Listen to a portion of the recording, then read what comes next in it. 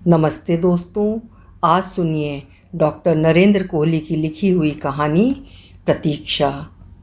विभिन्न विधाओं में लिखने पर भी डॉक्टर नरेंद्र कोहली मूलतः कथाकार हैं।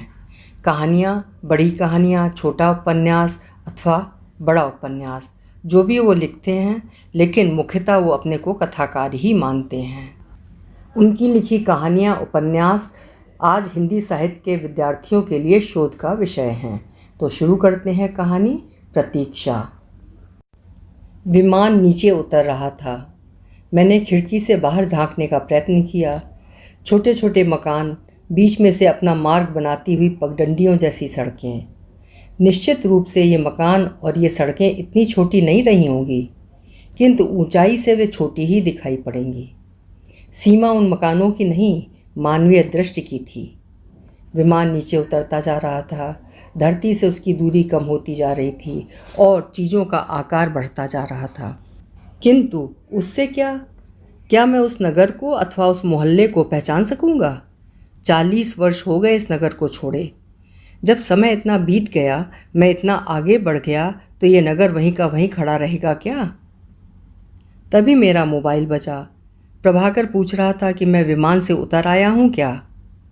विमान नीचे उतर आया है। किसी को भी थोड़ी देर पहले दिए गए निर्देशों का स्मरण नहीं है। लोग उठ खड़े हुए हैं, मोबाइल बोलने लगे हैं, सामान रखने के ऊपरी कक्ष खुल गए हैं। तो विमान के द्वार से सीढ़ी लगेगी और हम नीचे उतर आएंगे।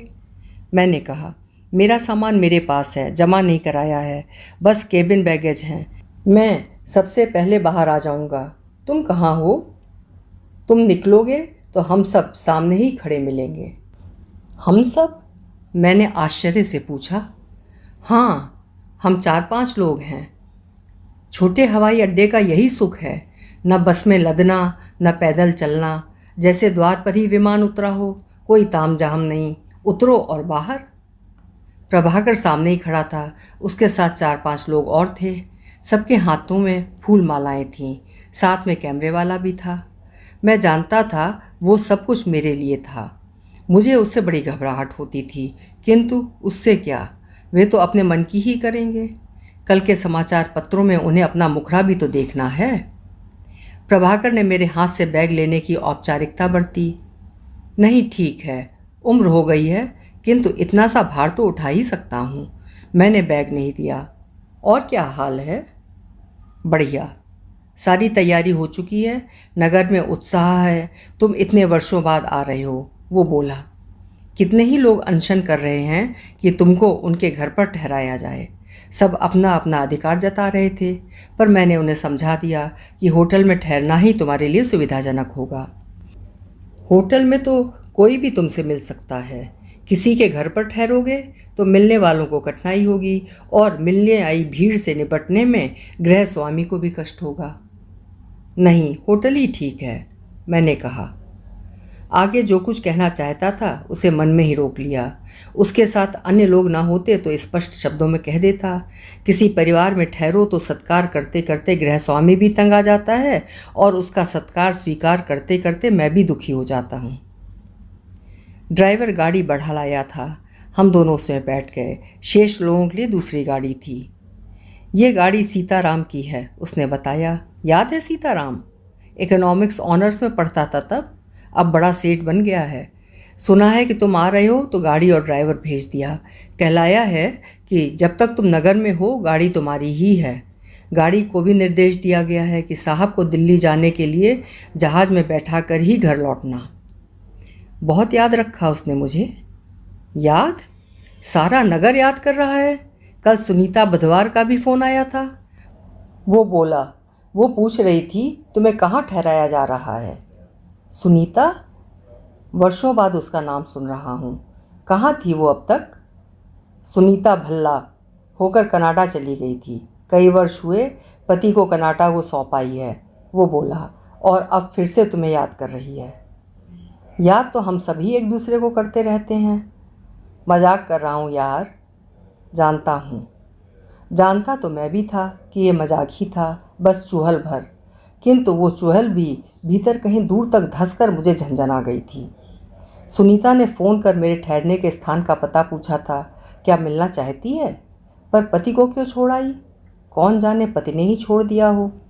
पति पत्नी का इस प्रकार एक दूसरे को छोड़ना तो अब जैसे खेल हो गया है। घर नहीं बनते, रेत के घरौंदे बनते हैं, जरा सी छुअन से ही टूट जाते हैं। ये हम कहाँ से गुजर रहे हैं? मैंने जैसे सुनीता के भूत से मुक्त होने के लिए पूछा। याद है तुम्हें, तब यहाँ एक कब्रिस्तान मैदान हुआ करता था। ओह, वो कब्रिस्तान मैदान। कॉलेज से लौटते हुए एक बार मैंने कॉलेज के उस क्लर्क रंगाचारी को यहीं घेरा था। साला बहुत तंग कर रहा था। हाँ, प्रभाकर की रुचि रंगाचारी में नहीं थी। वो मैदान कुछ तो कब्रिस्तान ने निगल लिया और कुछ को विकसित कर उस पर सड़क बना दी गई है। ये वही सड़क है। तब हवाई अड्डा नहीं था, इसलिए ये मैदान उजाड़ पड़ा था। एक ओर कब्रिस्तान था, दूसरी ओर झुग्गी झोपड़ी कॉलोनी, तीसरी ओर दूर कहीं कंपनी के क्वार्टर थे। किंतु एयरपोर्ट बन जाने से ये स्थान उपयोगी हो गया। उपयोगी भी और गुलजार भी। एयरपोर्ट को शहर से यही सड़क मिलाती है। ओह हाँ, तब ये काफ़ी सुनसान हुआ करता था। रात को अंधेरे में अकेले आने जाने में भी डर लगता था। तभी तो मैं रंगाचारी को डरा पाया था। मैं बात रंगाचारी की कर रहा था, किंतु मैंने स्वयं को नींद से जगाया। अब तो काफ़ी जगमगा रहा है। होटल कितनी दूर है? बिष्टुपुर में ही है, तो हम पहुंचने ही वाले होंगे। होटल में पहुंचकर प्रभाकर ने रिसेप्शन पर ही कह दिया कि हम दोनों का खाना कमरे में पहुंचा दे। उसे मुझसे बहुत सारी बातें करनी थी। हम खाना खाते रहे और वो मुझे कार्यक्रम की रूपरेखा समझाता रहा। देखो, पत्रकारों से सावधान रहना। अच्छा, यहाँ समाचार पत्र भी हैं? वो हंसा। समय बहुत बदल गया है। 8-10 समाचार पत्र तो नगर से ही निकलते हैं। मैं जब यहाँ से गया था तब नगर में हिंदी का एक टाइपराइटर भी नहीं था। अब तो सैकड़ों कंप्यूटर भी हैं।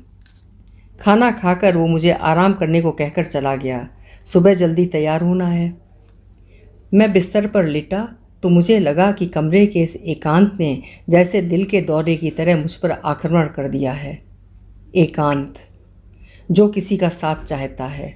साथ, आत्मीयता, निकटता, स्पर्श। दिन भर का थका मांदा था, किंतु नींद, वो तो जैसे मेरे कॉलेज के दिनों में बदल गई थी। कॉलेज के दिन मन के आकाश पर घटाओं से छा गए थे। अभी बरसे कि तभी बरसे।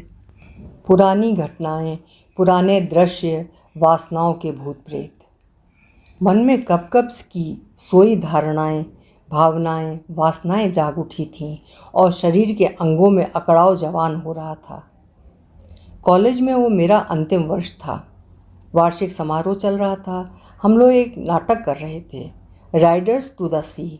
बहुत दिनों से पूर्वाभ्यास चल रहे थे। नाटक में सुनीता मेरी माँ बनी थी। मैं उसका सबसे छोटा बेटा था। वो कई बार कह भी चुकी थी कि ये क्या तमाशा है। जिसकी हीरोइन बनना था उसकी माँ बनाकर उसे स्टेज पर उतार दिया था बैनर्जी सर ने। अरे ये नाटक है, मैंने कहा था। माँ हो तो क्या हुआ, नाटक की हीरोइन तो तुम ही हो।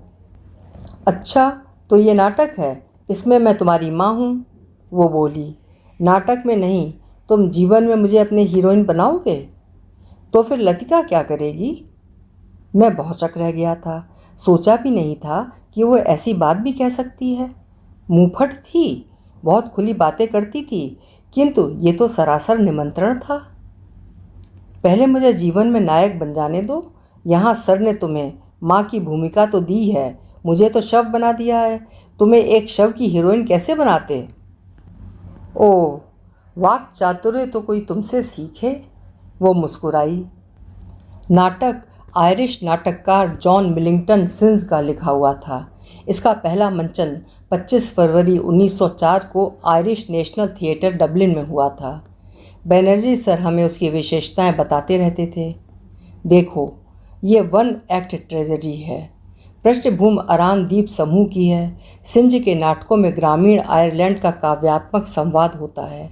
इसमें मनुष्य का मनुष्य से संघर्ष नहीं है। इसमें सागर की क्रूरता के विरुद्ध मनुष्य का हताश संघर्ष है। नाटक में केवल 4 ही पात्र थे। एक प्रौढ़ आयरिश महिला मौर्या, उसकी 2 बेटियां कैथलीन और नौरा, और एक पुत्र बार्टली। बीच बीच में मौर्या के मृत पुत्रों शॉन, शीमस, स्टीफन, पैच और माइकल की भी चर्चा होती थी। एक छोटी सी भूमिका पादरी की भी थी। उस दिन नाटक का प्रदर्शन था। पूर्वाभ्यास समाप्त हो चुके थे। पूर्वाभ्यास में हम नाटक रोक लिया करते थे, बीच में बातें कर लेते थे, हंसी मजाक हो जाता था, निर्देशक का परामर्श मिल जाता था, डांट पड़ जाती थी। पर आज तो दर्शकों के सम्मुख नाटक का प्रदर्शन था। हमसे अधिक नर्वस बनर्जी सर थे। देखो, कोई गड़बड़ी नहीं होनी चाहिए। उन्होंने मुझे देखा। जब शव के रूप में तुम्हें लाया जाता है तो उबासी मत लेने लगना, कोई पागलपन नहीं, समझे? और इन सब लोगों को भी समझा दीजिए कि ये मुझे गुदगुदाएं नहीं। Okay, serious. बनर्जी सर हट गए। पर्दा उठ गया। सामने मौर्या का घर था, मछुआरों का घर। अब तक समुद्र मौर्या के पति, ससुर और 5 पुत्रों को लील चुका था। नाटक का आरंभ इस सूचना से आरंभ होता है कि सागर तट पर एक शव मिला है जो मौर्या के पुत्र माइकल का हो सकता है। मैं सबसे छोटे और एकमात्र जीवित पुत्र बार्टली की भूमिका में था। सुनीता बधवार मौर्या बनी हुई थी, मेरी माँ। मैं अपना घोड़ा बेचने के लिए सागर में यात्रा करने की तैयारी में था। मौर्या मुझे बार बार रुक जाने के लिए कह रही थी और मैं उसकी एक नहीं सुन रहा था। उसकी पुकार में मैं मौर्या की अपने बेटे बार्टली के प्रति पुकार नहीं सुन पा रहा था। मुझे लग रहा था कि सुनीता बार बार मुझे रोक रही है कि यदि मैं चला गया, सागर ने मुझे भी ले लिया, तो वो मेरी हीरोइन कैसे बनेगी। मैं रुकना नहीं चाहता था। नाटक में मुझे तो रुकना ही नहीं था। मैं उसके कंधे पकड़कर उसको समझा रहा था और वो थी कि मुझसे लिपटती ही जा रही थी। मौर्या लिपट सकती थी बार्टली से, वो उसकी माँ थी।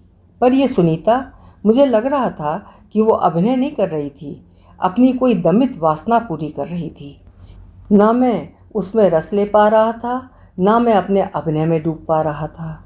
मन तो हो रहा था कि उसे झटक दूं, किंतु वो नाटक के दृश्य के अनुकूल नहीं होता। सामने दर्शक बैठे थे, वे क्या सोचते। मैं उसे बड़ी कोमलता से परे कर विंग की ओर चला गया। मैं जाऊंगा माँ, आ जाऊंगा। मैं मंच से चला आया था और यथासंभव शालीनतापूर्वक, बिना किसी रुक्षता के सुनीता को अपने से दूर कराया था, जैसे बार्टली अपनी माँ मौर्या को करता। विंग में से मैं उसके संवाद सुन रहा था। वो रोकर ये घोषणा कर रही थी कि आज रात तक वो एक जीवित पुत्र की माँ नहीं रह पाएगी। उसकी दोनों बेटियां ऐसी घोषणा करने के लिए माँ का विरोध कर रही थीं। उसे पुत्र को ऐसे अपशकुन के साथ विदा नहीं करना चाहिए था। मौर्या तत्काल ही ये कहकर निकल जाती है कि वो बार्टली की यात्रा में शुभ और सफल होने के लिए प्रार्थना करने जा रही है। ग्राम के लोगों का एक झुंड आ जाता है। वे समुद्र द्वारा फेंक दिए गए एक शव के वस्त्र लेकर आए हैं। नोरा तथा कैथलीन पहचान लेती हैं कि ये उनके भाई के ही वस्त्र हैं। मैं फिर से मंच पर जा रही हूँ रोने धोने के लिए, सुनीता ने मुझसे कहा। जाओ, बनर्जी सर ने उसे धकिया दिया। मौर्या मंच पर प्रकट होती है। वो रो रही है और कह रही है कि उसने अपनी खुली आंखों से माइकल के प्रेत को बार्टली के पीछे जाते हुए देखा है। वो विलाप आरंभ कर देती है कि समुद्र उनका शत्रु क्यों बन गया है। एक एक कर उसके घर के सारे पुरुष समुद्र ने निगल लिए हैं। उसके विलाप का स्वर ऊंचा होता जा रहा था। बनर्जी सर ने मेरी ओर देखा। मैं लेट गया। भीड़ ने मुझे उठा लिया और सब लोग विंग से मंच पर प्रवेश कर गए। बार्टली नाव में जाते हुए अपने घोड़े से समुद्र में गिर पड़ा और समुद्र उसे निकल गया। मैं जानता था कि उसके पश्चात का मौर्या का संवाद आयरिश नाटकों में अत्यंत प्रसिद्ध संवाद माना जाता था, किंतु मेरे आसपास नोरा और कैथलीन का शोर था। उनका एकमात्र जीवित भाई समुद्र में डूब गया था और उसका शव लाकर उनके सामने रख दिया गया था। वे मेरे आसपास मंडरा रही थीं और ज़ोर ज़ोर से रोने का अभिनय कर रही थीं। किंतु मौर्या तो जैसे फिर से सुनीता बन गई थी। उसके शब्द मौर्या के ही थे, किंतु मुझे क्यों लग रहा था कि वो सुनीता है। उसकी उंगलियां मेरे बालों में फिर रही थीं, मेरे बच्चों। उसकी हथेलियां मेरे माथे से होती हुई मेरे गालों पर आ गई थीं। मेरे लाडले, अब मेरे पास और ऐसा कुछ भी नहीं है जो ये समुद्र मुझसे छीन ले जाए। मुझे लग रहा था कि इन शब्दों के साथ मौर्या का हृदय छिला जा रहा था और सुनीता थी कि मेरे गालों को नोचने पर तुली हुई थी। मेरा शव बने रहना कठिन हो रहा था। किसी भी क्षण मेरे कंठ से चीख निकल सकती थी या फिर मेरे हाथ सुनीता को परे धकेल सकते थे। मैंने बनर्जी सर से कहा था कि ये लोग मुझे गुदगुदी ना करें, नहीं तो मैं शव का अभिनय करते हुए भी हंसने लगूंगा। किंतु ये गुदगुदी नहीं थी। मौर्य अपने पुत्र की मृत्यु का विलाप कर रही थी और सुनीता मुझे उकसा रही थी। उसकी फैली हुई तप्त कामुक हथेलियां मेरे वक्ष के साथ जैसे घर्षण कर रही थीं। मौर्य का विलाप चलता रहा, मेरे प्यारे, मेरे लाडले, मेरे जीने का आधार तुम ही थे। अब मैं किसके लिए रोऊंगी और किसके लिए प्रार्थना करूंगी? दक्षिण की ओर से गीली समुद्री हवा आएगी, पूर्व की लहरों का शोर सुना जा सकेगा। पूर्व में भी झाग होगी और पश्चिम में भी। वे एक दूसरे से टकराएंगी, शोर करेंगी। तो उन काली रातों में मैं डरकर किसके गले से लगने के लिए दौड़ूंगी? मैं सुन रहा था। मौर्य उन पंक्तियों को नहीं भूल सकती थी, किंतु सुनीता या तो नाटक की पंक्तियां भूल गई थी या फिर उन्हें तोड़ मरोड़ कर कह रही थी। किसे गले लगाऊंगी? और फिर उसकी हथेलियां मेरी कमीज के खुले बटनों से भीतर मेरे नग्न वक्ष पर आ गई थीं। वो मेरे वक्ष को मसल रही थी। मुझे लग रहा था मेरा शरीर मृत्यु से नहीं, काम के वेग से अकड़ने लगा था। वो मौर्य का स्वर नहीं, सुनीता का स्वर था। शायद कामदेव के भस्म होने पर रति ने ऐसे ही विलाप किया होगा। उसकी अंगुलियां जैसे कुछ खोज रही थीं और फिर उनकी पकड़ में मेरा स्तनाग्र आ गया था, जिसे वो चुटकी काट रही थी। वो मुझ पर गिर ही पड़ती, मेरे मुख से चीख निकल जाती कि उतने में नोरा ने बेहाल होती हुई मौर्य को संभालने के लिए मुझसे दूर हटा दिया। मैं नहीं जानता कि उसके पश्चात क्या हुआ। नाटक समाप्त हो गया था। लोग सुनीता को उसके अभिनय के लिए बधाई दे रहे थे। वो सचमुच बहुत बेहाल होकर रोई थी। बनर्जी सर को तो भय था कि कहीं उसे किसी प्रकार का दौरा ही न पड़ जाए अथवा वो अचेत होकर गिर ही न पड़े। पर मैं ही जानता था कि मैंने शव बने रहने का अभिनय कैसे किया था। मेरा शरीर काम से अकड़ रहा था और मेरी आत्मा एक कड़वाहट का अनुभव कर सिकुड़ रही थी। मेरे भीतर एक और सुनीता की आकांक्षा अंगड़ाइयाँ ले रही थी और दूसरी ओर उससे बहुत दूर भाग जाने की इच्छा समुद्र की लहरों के समान मुझे बहाए लिए जा रही थी। सुनीता वो लड़की नहीं थी जिसे मेरा मन अपनाने के लिए मचलता, किंतु शरीर का क्या है? वो तो केवल स्पर्श और मांसलता को ही पहचानता है। उसे कोई सौंदर्य बोध नहीं होता। वो अंतरात्मा को भी नहीं पहचानता। उसके पास कोई विवेक नहीं होता। कॉलेज का वार्षिकोत्सव अभी चल रहा था। दिन भर कुछ न कुछ होता ही रहता था। मेरा अगला सारा दिन बहुत व्यस्त था, किंतु रात को 9 बजे जब कार्यक्रम समाप्त हुआ तो सुनीता फिर मेरे सामने आ खड़ी हुई थी। अभी अभी सांस्कृतिक कार्यक्रम समाप्त हुआ था और वो अपना एकल नृत्य प्रस्तुत कर ढेरों तालियां बटोर कर आई थी, 16 श्रृंगार किए हुए। उसने ना तो वस्त्र बदले थे और ना ही वे असली नकली आभूषण ही उतारे थे। मैं साइकिल स्टैंड से अपनी साइकिल निकाल कर बाहर लाया था और इससे पहले कि कोई मुझे देखता मैं भाग जाना चाहता था, पर वो मेरे सामने आकर खड़ी हो गई थी। कपड़े तो बदल लिए होते, मैंने कहा। मेकअप भी नहीं धोया, अपने साथ स्टेज ही उठा लाई हो। वो सब करती तो बहुत देर हो जाती। तो क्या हो जाता? धरती फट जाती या आसमान गिर जाता? वो सब तो नहीं होता। उसके अधरों पर एक कुटिल मुस्कान थी। किंतु तुम भाग जाते। सुनीता, अच्छा बाबा, उसने मुझे कुछ शांत करने के लिए कहा। मैं चाहती थी कि तुम मुझे इस रूप में देखो। देख लिया। अब अच्छी लग रही हो ना? हाँ, बहुत अच्छी लग रही हो।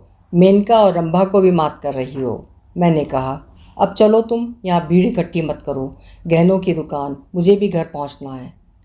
देखो, उसने मुझे बाँह से पकड़ लिया। मुझे भी घर जाना है और इसी रूप में जाना है। मैं चाहती हूँ कि मेरे माता पिता भी अपनी बेटी को इसी रूप में देखें। तो जाओ ना घर, जाती क्यों नहीं? मुझे घेरे क्यों खड़ी हो? मेरे घर का रास्ता तो तुम जानते ही हो। रास्ते में कब्रिस्तान, मैदान भी पड़ता है। रात को इस समय इस रूप में उस मैदान से मैं अकेली कैसे जाऊं? पैदल? इतने गहने पहनकर पैदल? कितनी देर लग जाएगी, जानते भी हो? वो बोली। मैं चाहती थी कि तुम मुझे अपनी साइकिल पर बैठा कर घर पहुंचा दो। चाहे अपने घर ले चलो, चाहे मेरे घर पहुंचा दो। शूपरखां कहीं की। मैंने मन ही मन कहा और बोला, मुझे कॉलेज में रहने भी दोगी या नहीं? मुझे अपनी साइकिल पर बैठा लोगे तो लोग तुम्हें कॉलेज से निकाल देंगे, ऐसा कोई नियम है क्या? पूरी संभावना है। जानते भी हो कितने लोग मुझे अपनी साइकिल पर बैठा कर ले जाने को आतुर हैं। मैं सड़क की ओर चल रहा था, तो तुम जाती क्यों नहीं? क्योंकि मैं तुम्हारे साथ जाना चाहती हूँ, वो बोली, चाहे तुम्हारे साथ पैदल ही चलना पड़े। पैदल चलो, मेरे साथ चलो, पर पैदल चलो। हम लोग सड़क का वो छोटा टुकड़ा पार कर गोल चक्कर के नीचे से रीगल ग्राउंड के ढलान पर चल रहे थे। अब तक उसके और मेरे बीच साइकिल थी। उसने दूसरी ओर से साइकिल का हैंडल पकड़ लिया था। अब वो पीछे से घूमकर मेरे साथ चलने लगी। मुझे डर लग रहा है, उसने कहा। मैं तुम्हारा हाथ पकड़ लूँ? सच पूछो तो डर मुझे भी लग रहा है। मैंने कहा, तुम्हें इसी रूप में घर जाना था तो अपने घर से किसी को बुला लेना चाहिए था। क्यों? क्योंकि जो गुंडे तुम्हें उठा ले जाने के लिए आएंगे वो मुझे पीट पाट कर यहीं कहीं डाल जाएंगे। ओहो हो, वो हंसी। तुम सचमुच डरे हुए हो? ऐसा करो, तुम मेरा हाथ पकड़ लो या साइकिल मुझे दो, मैं चलाती हूँ। तुम आगे बैठ जाओ, आगे हैंडल, पीछे सीट, दोनों ओर मेरी बाहें। तुम सुरक्षित रहोगे मेरी बाहों में, तुम्हें गिरने नहीं दूंगी। या तुम मुझे ऐसे ही बैठा लो। मैं जानता था कि वो ये सब कर सकती थी। नहीं, ऐसे ही चलो, बस जल्दी चलो। हम कब्रिस्तान मैदान में से गुजर रहे थे। कितना सुनसान है ना, आसपास कोई नहीं है, हमें कोई नहीं देख रहा है, उसने कहा और मुझसे सट गई। देखो, आज मैंने तुम्हारे लिए कैसे कैसे परफ्यूम लगा रखे हैं, जरा सूंघो तो। मैं जानता था कि वो क्या चाहती है। भय मुझे उससे नहीं था, अपने आप से था। नहीं जानता था कि मेरा विवेक कब तक मेरे शरीर को बांध पाएगा। एक बार मन शिथिल हो गया तो जाने क्या हो। मुझे लग रहा था कि जितना हट वो कर रही है उससे अधिक हटी मेरा शरीर हो रहा था। वो तप रहा था। बिना देखे भी मैं जानता था कि मेरे कान पूरी तरह लाल हो रहे थे। ये ताप मुझे पिघला भी सकता था। उसे रोकना मेरे लिए कठिन हो रहा था, किंतु मैं जानता था कि यह अनुचित है। मैंने ऊंची एड़ी के सैंडल पहन रखे हैं। वो पुनः बोली, जानते हो ना कि जैसे तुम मुझे दौड़ा रहे हो उससे मैं गिर सकती हूँ। नहीं गिरोगी। मैं जल्दी से जल्दी उसे उसके घर पहुँचाकर उससे मुक्त होना चाहता था। नहीं गिरी तो ठीक, वो बोली, किंतु गिर गई तो तुम मुझे उठाकर चल सकोगे? मेरा विचार है उठा सकोगे। दलमा पर चढ़ते हुए एक बार तुमने कानन को उठा लिया था। वैसे उसका पैर लचका वचका नहीं था, साली नाटक कर रही थी। सुनीता मुझ पर लदी जा रही थी। अच्छा, सीधी होकर चलो, मैंने उसे एक प्रकार से झटक दिया। एक बार उठाकर तो देखो, ट्रायल के लिए। कब्रिस्तान मैदान पार हो गया है, मैंने कहा। अब तुम्हारे घर के निकट हैं। अब गिरोगी तो तुम्हारे पिताजी उठाने आ जाएंगे। हाय, उसकी हाय में सच्ची टीस थी। मैं उसे घर के सामने छोड़कर भागा था। वो कहती ही रह गई कि मैं उसके माता पिता से तो मिलता जाऊं, वे भी देख लें कि कौन जवान ऐसी काली रात में मुझे घर पहुंचा कर गया। किंतु मैं एकदम नहीं रुका। और आज लगभग 40 वर्ष बाद मैं फिर अपने उसी नगर में था, एक होटल में। मेरा परिवार कब से नगर छोड़ चुका था। मित्र मंडली भी बिखर चुकी थी। सब अपने अपने परिवारों में व्यस्त थे। तो आज सुनीता क्यों याद आ रही थी? केवल इसलिए कि प्रभाकर ने कह दिया था, कि उसने फ़ोन करके पूछा था कि मुझे कहाँ ठहराया जा रहा है। यदि वो आज भी कॉलेज के दिनों के ही समान नटखट और मुंहफट थी तो क्या पता था कि वो मेरे होटल में ही आ धमके। यदि आ धमकी तो जाने क्या हो। किंतु मेरा विवेक उसे अपने विचारों में से धक्के मारकर हटाना नहीं चाहता था। मैं कल्पनाओं का रस ले रहा था। आज मुझे उससे तनिक भी वितृष्णा नहीं थी। आज कॉलेज नहीं था, आसपास लोग भी नहीं थे, मेरी वो अवस्था भी नहीं थी। होटल के कमरे का पूर्ण एकांत था। कहीं ऐसा तो नहीं कि मैं उसे बुलाना ही चाहता था कि वो आए। थोड़ा रोमांस, कुछ फ्लर्टेशन। प्रातः 9 बजे के करीब प्रभाकर आया। तैयार हो? हाँ, बस नाश्ता नहीं किया है, तुम आ जाओ तो साथ ही नाश्ता कर लें। चलो, डाइनिंग हॉल में नाश्ता लगा होगा। हम अपनी प्लेटें लेकर कोने की मेज पर जा बैठे। सुनीता को भी बुला लेते, साथ ही नाश्ता हो जाता। इतना समय नहीं है, मैंने सुनीता को फ़ोन कर दिया था कि तुम यहाँ ठहरे हो। प्रभाकर बोला, यह भी बता दिया था कि तुम दूसरे सत्र में खाली हो। क्या कहा उसने? मुझे लगा कि प्रभाकर जान गया है कि मैं रात भर क्या सपने देखता रहा हूँ।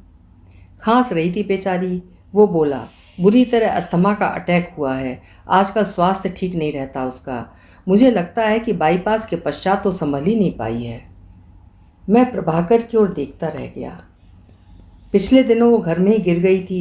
शायद पैर में पलस्तर है या खुल गया है, कह नहीं सकता। मैं उसे देखने भी नहीं जा पाया हूँ। प्रभाकर बोला, वैसे कह रही थी कि यदि तुम आ सको या मैं तुम्हें लेकर जा सकूं तो उसे तुमसे मिलकर बहुत प्रसन्नता होगी। उसे लगेगा आज भी किसी को उसकी चिंता है। चलोगे? जब वो अस्वस्थ है तो हाल पूछने जाना तो बनता ही है। ठीक है, हम लंच के बाद निकल चलेंगे, प्रभाकर बोला। किंतु कुछ चतुराई करनी होगी, नहीं तो लोग घेर लेंगे। वैसे प्रबंधकों का तो विचार है कि तुम्हें दूसरे सत्र का अध्यक्ष बनाकर शाम तक वहीं रोक लिया जाए। इससे सत्र की शोभा बढ़ जाएगी। कल तो वे कह रहे थे कि प्रातः के सत्र के पश्चात मुझे विश्राम के लिए होटल भेज देंगे। हाँ, कह तो रहे थे। आज कह देंगे कि आप एक दिन विश्राम नहीं करेंगे तो क्या हो जाएगा, दिल्ली जाते हुए विमान में सो जाइएगा। प्रभाकर हंस रहा था। चलो देखते हैं, मैंने उठते हुए कहा। प्रातः का सत्र तो निपटा लें पहले। प्रातः का सत्र बहुत सफल रहा था। लोगों ने मेरे व्याख्यान की बहुत प्रशंसा की थी। लंच के समय लग रहा था कि लोगों को लंच से अधिक मुझ में रुचि थी। ये क्या? मैंने सुनील से कहा। पहले खाना तो खा लो। खाना तो प्रतिदिन मिलता है, प्रतिदिन मिलेगा। आप कहाँ मिलेंगे? मैं अपनी प्रशंसा के लिए इतना लोलुप कभी नहीं था जितना आज हो गया था। प्रभाकर मुझे बार बार भीड़ में से बाहर निकाल रहा था, किंतु भीड़ फिर घिराती थी। मैं हटता तो भीड़ छटती। मैं हटा ही नहीं।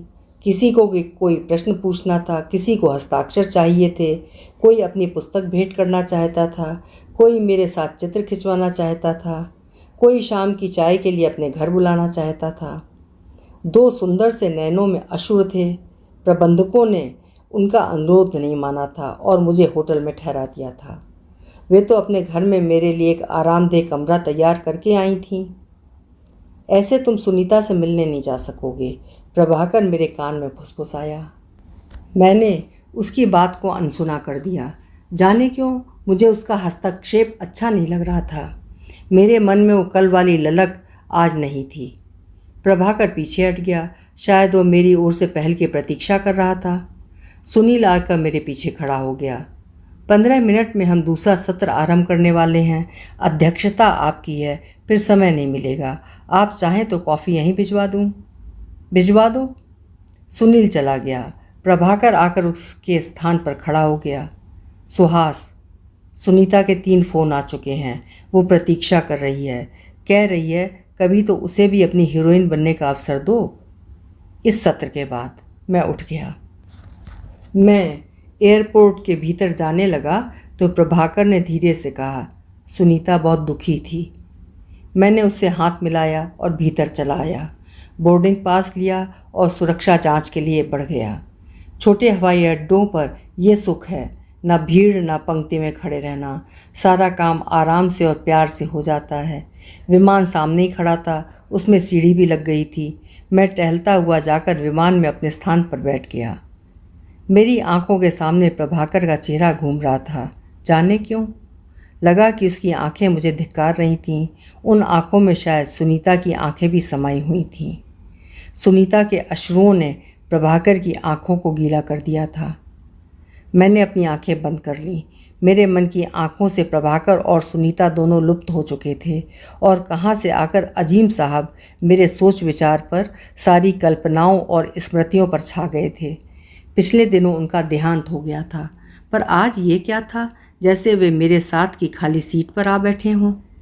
उन दिनों वे रोम में होने वाली किसी कॉन्फ्रेंस में जाने की तैयारी कर रहे थे। उन्हें वहाँ एक पेपर पढ़ना था। जब दिखते, यार वो पेपर लिखना है ना, यार वो पेपर पढ़ना है ना। मैं उन्हें शुभकामनाएं देने उनके घर चला गया था। मैं तो यात्रा से घबरा जाता था, किंतु वे बड़े मस्त लग रहे थे। अरे कॉफ़ी बनाओ भाई, उन्होंने हाँक लगाकर अपनी पत्नी से कहा। मेरी ओर मुड़े। मैं 2 मिनट में आया। वे उठे और कुछ गुनगुनाते हुए अपने कमरे में चले गए। उनकी पत्नी कॉफ़ी ले आई थीं। अजीम साहब बड़े मस्त दिखाई दे रहे हैं। 15 वर्ष पुरानी सखी से मिलने जा रहे हैं ना? वे बोलीं। हर समय प्रेम गीत ही गाते दिखाई पड़ते हैं, कुछ गीत इटली के भी गाते हैं। मैं चकित दृष्टि से उन्हें देखता रह गया। मैं तो यही जानता हूँ कि वे किसी कॉन्फ्रेंस में पेपर पढ़ने रोम जा रहे हैं। हाँ, पेपर पढ़ने ही जा रहे हैं, वे बोलीं। 15 वर्ष पहले भी गए थे, तब वो उन्हें वहाँ मिली थी। बहुत रोमांटिक होकर लौटे थे। बड़ी मुश्किल से उसका भूत उतरा था। अब फिर उसका पत्र आया है, वो उनकी प्रतीक्षा करेगी। आपको कोई चिंता नहीं है?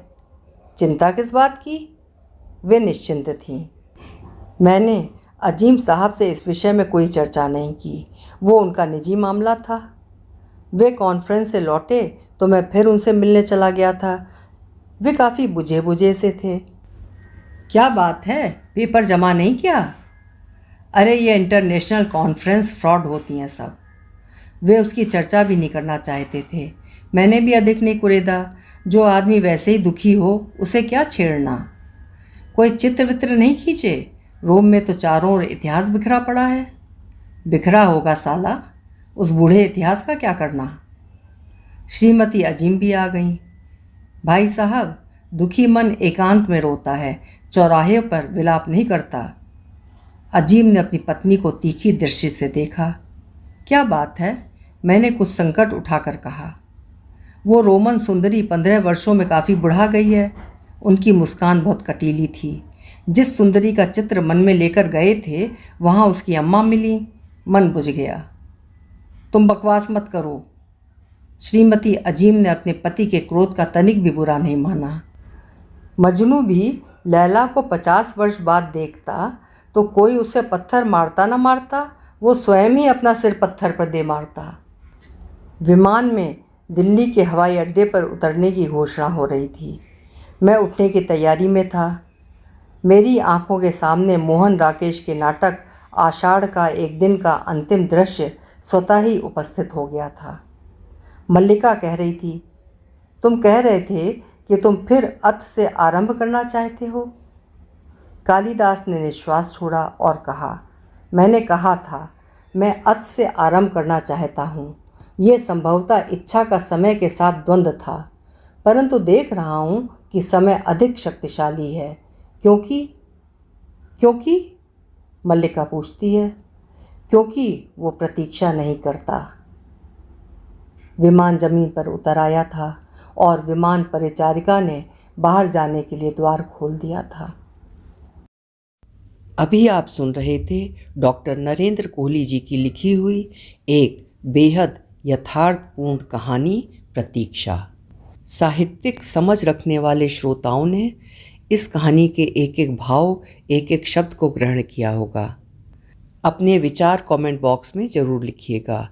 फिर मिलेंगे ऐसी ही किसी सुरुचिपूर्ण कहानी के साथ। आपका समय शुभ हो, मंगलमय हो।